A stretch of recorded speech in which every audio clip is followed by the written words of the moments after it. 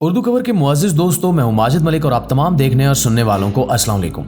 ناظرین گرامی، جیسا کہ آپ سب جانتے ہیں کہ غزہ میں موجود فلسطینی شہری کئی دہائیوں سے اسرائیل کی طرف سے ہونے والے مظالم جھیل رہے ہیں، جس کے جواب میں فلسطین کی جہادی تنظیم حماس کی جانب سے کئی جوابی کارروائیاں بھی کی جاتی ہیں۔ لیکن اس بار حماس کی جانب سے کیے گئے حملے کی شدت نے پچھلے سارے ریکارڈ توڑ دیے ہیں۔ اس حملے کو طوفان الاقصی آپریشن کا نام دیا جا رہا ہے، جس کے نتیجے میں اب تک کی آنے والی اطلاعات کے مطابق 700 اسرائیلی ہلاک ہو چکے ہیں، جبکہ اس حملے کے بعد کی جوابی اسرائیلی کارروائیوں کے نتیجے میں 400 فلسطینی شہری ہلاک ہوئے، جبکہ متعدد اسرائیلی شہریوں اور فوجیوں کو یرغمال بنا لیا گیا ہے۔ دوستو، حماس کا یہ طوفان الاقصی آپریشن کیا ہے اور یہ کب اور کیسے شروع ہوا؟ حملے کے بعد سے لے کر اب تک دونوں ملکوں کی کیا صورتحال ہے اور یہ معاملہ آگے کتنی شدت اختیار کرنے جا رہا ہے؟ آج کی اس ویڈیو میں ہم یہی سب کچھ ڈسکس کریں گے۔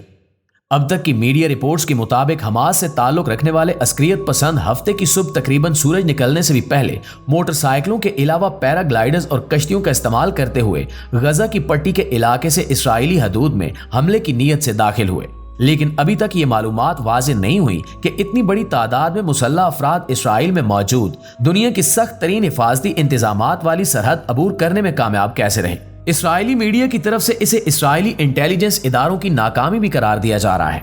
حملے کے دوران اسرائیلی علاقوں پر ہزاروں راکٹ داغے گئے، جن میں سے کچھ مقبوضہ بیت المقدس اور تل ابیب میں بھی گرے۔ حماس ٹی وی کا کہنا ہے کہ ابتدائی طور پر 5000 کے علاوہ مزید 2000 راکٹ فائر کیے گئے، جن کا حماس کے چیف کمانڈر نے اس آپریشن کے آغاز میں اعلان کیا تھا۔ اسرائیلی میڈیا کے مطابق حماس کے جنگجوؤں کے اسرائیل میں داخل ہونے کے بعد ملک کے جنوبی علاقوں میں ان کی اسرائیلی فوجیوں سے مسلح جھڑپیں بھی ہوئیں۔ تاہم حملے کے فوری بعد سے اسرائیلی فوج کی طرف سے بھی جوابی کارروائیاں شروع کر دی گئیں اور ابتدائی رپورٹ کے مطابق 22 مقامات پر اسرائیلی فوجی اس وقت بھی حماس کے حملہ آوروں کا مقابلہ کر رہے ہیں۔ صورتحال اتنی گمبھیر اور سنجیدہ ہو چکی ہے کہ اسرائیلی حکمرانوں کے مطابق وہ لوگ اس وقت حالت جنگ میں ہیں۔ حماس کی طرف سے کیے جانے والا اب تک کا یہ سب سے بڑا اور پری پلانڈ حملہ ہے۔ اس سلسلے میں غزہ کے قریب واقع اسرائیلی آبادیوں میں مقیم افراد نے اسرائیل کے مختلف نیوز چینلز کو فون پر بتایا کہ عسکریت پسند ان کے قصبوں اور دیہاتوں میں بھی گھس آئے ہیں اور وہ اپنے مکانات میں محصور ہو کر رہ گئے ہیں۔ انٹرنیٹ پر موجود غزہ سے 1 میل کے فاصلے پر واقع سیدیروت نامے قصبے کی ایک ویڈیو میں مسلح فلسطینی نوجوانوں کو اسرائیلی فوجیوں سے فائرنگ کا تبادلہ کرتے ہوئے دیکھا جا سکتا ہے۔ اسرائیلی میڈیا پورٹلز کے مطابق فلسطینی عسکریت پسندوں نے متعدد اسرائیلی فوجی چوکیوں پر بھی حملہ کیا ہے۔ سوشل میڈیا پر شیئر ہونے والی ویڈیوز میں حماس کے نوجوانوں کو ایک نامعلوم اڈے کے اندر دکھایا گیا ہے، جس میں مرکاوا ٹینک، جو اسرائیل کی فوج میں ریڑھ کی ہڈی کی حیثیت رکھنے والا ٹینک ہے، اس سمیت اسرائیلی گاڑیوں کو نظر آتش کیا جا رہا ہے۔ اس کے علاوہ غزہ کی کچھ ویڈیوز میں بھی فلسطینیوں کو اسرائیلی فوج کی گاڑیاں چلاتے دیکھا جا سکتا ہے۔ مصنف اور صحافی گیڈون لیوی نے انٹرنیشنل میڈیا کے نمائندوں کو بتایا کہ جب پہلا راکٹ گرا تو وہ اس وقت پارکنگ میں جاگنگ کر رہے تھے۔ حملے کے نتیجے میں ہونے والا شور شرابہ دل دہلا دینے والا تھا۔ انہوں نے کہا کہ حملوں کے بعد جب وہ گھر سے باہر نکلے تو تمام سڑکیں ویران تھیں۔ اس وقت بھی ریسٹورنٹس اور کیفے وغیرہ سب بند پڑے ہیں اور فضا خوف سے بھری ہوئی ہے۔ بین الاقوامی نیوز ایجنسی کے مطابق غزہ میں حماس کے فوجی کمانڈر محمد زیف نے ایک بیان میں مسجد اقصی کو آزاد کرانے کے لیے ایک نئے آپریشن کے آغاز کا اعلان کیا اور کہا کہ اسرائیل کے خلاف حماس کی نئی کوششوں کا یہ صرف پہلا حملہ ہے۔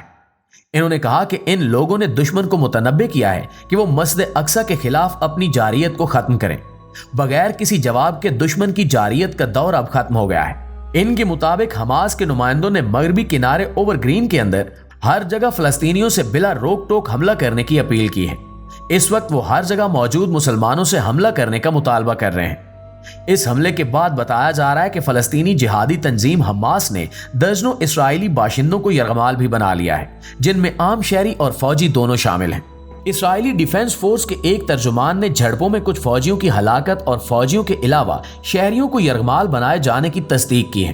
تاہم ان کا کہنا تھا کہ اسرائیلی فوج کے کسی جرنیل کے اغوا کی خبر درست نہیں ہے، جبکہ حماس کا دعویٰ ہے کہ اس کے پاس 53 جنگی قیدی ہیں، جن میں اسرائیلی فوج کے سینئر افسر بھی شامل ہیں، اور ان میں سے بہت سوں کو ان سرنگوں میں رکھا گیا ہے جنہیں ماضی میں اسرائیل نشانہ بناتا رہا ہے۔ خیال کیا جا رہا ہے کہ ان میں سے کچھ یرغمالیوں کو غزہ کی پٹی کے قریب کچھ چھوٹے موٹے قصبوں میں رکھا گیا ہے، جبکہ کچھ لوگوں کو غزہ لے جایا گیا ہے، جو کہ ایک غیر معمولی صورتحال ہے۔ اسرائیلی فوج کا کہنا ہے کہ 2 مقامات پر اسپیشل فورسز یرغمالیوں کے رہائی کے لیے کارروائی کر رہی ہیں۔ इस सिलसिले में यरूशलेम में मुख्तलिफ बैनुल अक़वामी न्यूज एजेंसियों का कहना है कि हमास ने फौजी और सिविलियन दोनों तरह के दर्जनों अफराद को यरगमाल बनाया है और बहुत से इसराइलियों के लिए एक डरावना मंजरनामा है जिसके लिए इसराइल इस वक्त बिल्कुल भी तैयार नहीं था।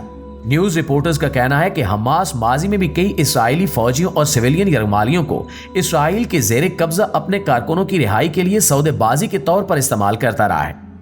इसराइल ने 2011 में 1000 से ज्यादा फलस्तीनी कैदियों को रिहा करके अपने फौजी ग्लाद शील्ड की रिहाई को यकीनी बनाया था। इनमें से तकरीबन 200 अफराद को इसराइल के अंदर हमलों की मंसूबाबंदी या हमले करने के जुर्म में उम्र कैद की सजा सुनाई गई थी। इसराइल में इंसानी हकूक के लिए काम करने वाले ग्रुप बी सिलिम की ताज़ा रिपोर्ट के मुताबिक जून में 4499 फलस्तीनी इसराइली जेलों में कैद थे। इनमें गजा की पट्टी से ताल्लुक रखने वाले 183 अफराद भी शामिल थे। दोस्तों, अब बात करते हैं हमास के हमले के नतीजे में की जाने वाली इसराइली फौज की जवाबी कार्रवाई के मुतालिक, जिसके बारे में इसराइली फौज का कहना है कि इसने हमास के रॉकेट हमलों के जवाब में गजा में हमास के आदाफ पर फिजाई हमले किए हैं जिनमें दर्जनों त्यारे हिस्सा ले रहे हैं। फौजी हुकाम का कहना है कि इन हमलों में हमास के 17 अस्करी कंपाउंड्स को निशाना बनाया गया है। इसराइली त्यारों ने गजा शहर के मरकज में वाक़े एक 11 मंजिला इमारत को भी बमबारी करके तबाह कर दिया है। इस इमारत में हमास के रेडियो स्टेशन कायम थे। हमास का कहना है कि इस हमले के बाद इसने इसराइली इलाके पर मजीद 150 रॉकेट दागे हैं। तिब्बी इमदाद फ्राहम करने वाले आलमी इदारे डॉक्टर्स विदाउट बॉर्डर्स का कहना है कि गजा में 2 अस्पतालों पर इसराइली हमलों में एक नर्स और एक एम्बुलेंस ड्राइवर भी मारा गया है। रॉयटर्स के मुताबिक इसराइल के वजीर तवानाई का कहना है कि जवाबी कार्रवाई के तौर पर इनका मुल्क गजा को बिजली की फ्राहमी भी मुअत्तल कर सकता है। ताहाल इसराइली फौज जवाबी कार्रवाइयों में मसरूफ है। इस सिलसिले में गजा की पट्टी में वाक़े पनाह गुज़ीन कैंप के रिहायशियों ने बैनुल अक़वामी मीडिया से बातचीत करते हुए बताया कि इसराइली फौज इन पर मुसलसल बमबारी कर रही है। यहां तक कि मीडिया से बात करते हुए भी इनमें से कोई भी फर्द किसी इसराइली रॉकेट का निशाना बन सकता है। जरा सोचें कि अगर इसराइल ने 1948 में आपकी जमीन पर कब्जा किया हो, आपके खानदान को हलाक कर दिया हो, खवातीन और बुजुर्गों को निशाना बनाया हो। गजा 17 बरस से इसराइली मुहासरे में है और हजारों फलस्तीनी मारे जा चुके हैं। मज़ाहमत करने वालों को भी जवाब देने का पूरा हक हासिल है। नाज़रीन, हमले के बाद से इसराइली अवाम में खौफ व हिरास के साथ गम गुस्सा भी पाया जा रहा है। अपनी अवाम और इंटरनेशनल मीडिया के लिए जारी करदा वीडियो बयान में इसराइली वज़ीर-ए-आज़म नेतन्याहू ने कहा है कि वो लोग इस वक्त खुद को हालते जंग में महसूस कर रहे हैं, जबकि इसराइल के वज़ीर दिफा ने कहा है कि हमास ने इस शिद्दत का हमला करके एक संगीन गलती की है और चाहे कुछ भी हो जाए इसराइल की रियासत ये जंग जीत जाएगी। दूसरी जानिब फलस्तीनी सदर रामोल्ला में फलस्तीनी अथॉरिटी के आला हुकाम के साथ एक हंगामी इजलास की सदारत कर रहे थे, जिसमें इनका कहना था कि इनकी आवाम को आबादकारों और काबिज फौजियों की दहशत के खिलाफ अपने दिफा करने का पूरा हक हासिल है। इनका मजीद कहना था कि इस वक्त जो सूरत हाल बन चुकी है इसमें इन लोगों को तहफ़्फ़ुज़ फराहम करने की जरूरत है। इन्होंने फलस्तीनी अवाम के इस हक पर जोर दिया कि वो आबादकारों की दहशतगर्दी और काबिज अफवाज के खिलाफ अपना दिफा करें। नाज़रीन, इन दो तरफा हमलों और दिफाई कार्रवाइयों के नतीजे में हलाक होने वालों और यरगमाल बनाए जाने वालों की तादाद बढ़ती जा रही है और सूरत हाल पर काबू पाने के लिए बैनुल अक़वामी तंजीमें हरकत में आ रही हैं। इस सिलसिले में अक़वाम मुत्तहिदा की सलामती कौंसिल में आज एक हंगामी इजलास बुलाया गया है, जिसमें इसराइल और फलस्तीन के दरमियान इस नए बहरान के बारे में तफसील से बात की जाएगी। इस वक्त के जब इसराइली हुकाम हमास के खिलाफ शदीद तरीन कार्रवाई करना चाहते हैं, दूसरी जानिब हमास के मुजाहिदीन का भी कहना है कि अगर जंग की सूरत हाल पेश आती है तो वो भी पीछे नहीं हटेंगे। तो ये कहना मुश्किल है कि मुस्तकबिल करीब में यहाँ अमन की कोई सूरत पैदा हो सकती है। फिल वक्त कुछ भी कहा नहीं जा सकता कि इसका इख्तिताम कैसे होगा।